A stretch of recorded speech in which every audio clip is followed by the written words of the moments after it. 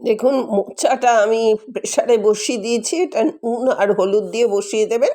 ব্যাস এটা হয়ে যাবে, সিটি মারলেই নামিয়ে নেবেন। ২ টো সিটি দিলেই এটা হয়ে যাবে খুব কচি মোচা। অলরেডি আমি কড়াটা বসিয়ে দিয়েছি। কড়ার মধ্যে সর্ষের তেল দিয়েছি। এটা একটা ট্র্যাডিশনাল রান্না। এটার মধ্যে একটু সর্ষের তেল দিয়েই করবেন। আর আলুটা আমি কেটে রেখেছিলাম, আলুটা হয়ে গেছে। আলু ভাজা হয়ে গেলে আমি কিছু চিংড়ি মাছটা দিয়ে দেবো।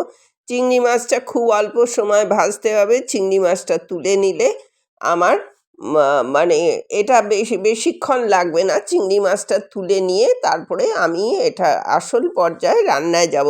এর মধ্যে আমি মোচাটাকে বার করে একটুখানি চটকে রেখেছি। এর মধ্যে আবার একটু লঙ্কা ফোড়ন দিলাম আর জিরে ফোড়ন দিলাম। জিরে আর লঙ্কা ফোড়ন দেওয়ার পরে আমি এটাকে ভালো করে একটু সতে করে এর মধ্যে আমি একটু জিরে দিয়ে দেবো আর আদা বাটাটা দিয়ে দেবো। আদা বাটাটা দেওয়ার আদা বাটাটা আগে দেবো।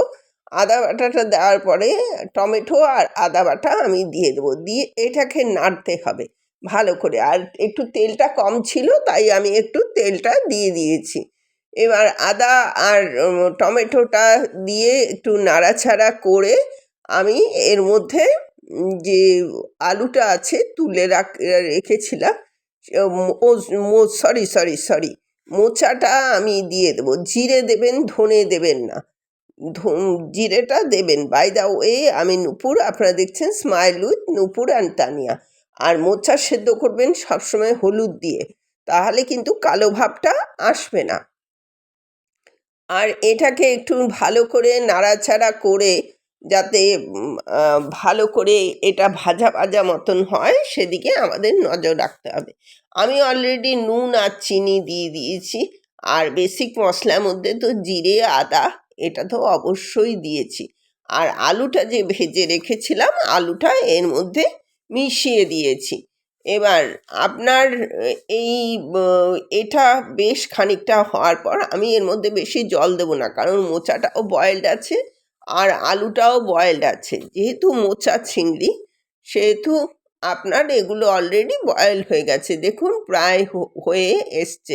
এরকম ভাজতে ভাজতে এটা যখন অনেকটা ড্রাই হয়ে যাবে, তখন বুঝবেন যে এটা হয়ে গেছে।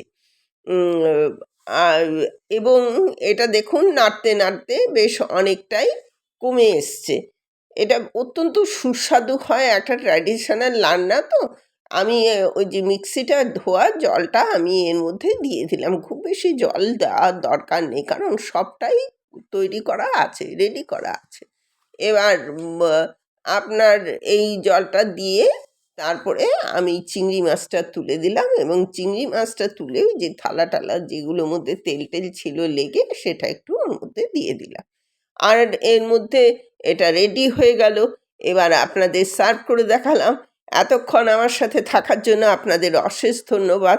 প্লিজ একটু সাবস্ক্রাইব করে দেবেন, বেল আইকনটা টিপতে ভুলবেন না, লাইক শেয়ার করে দেবেন।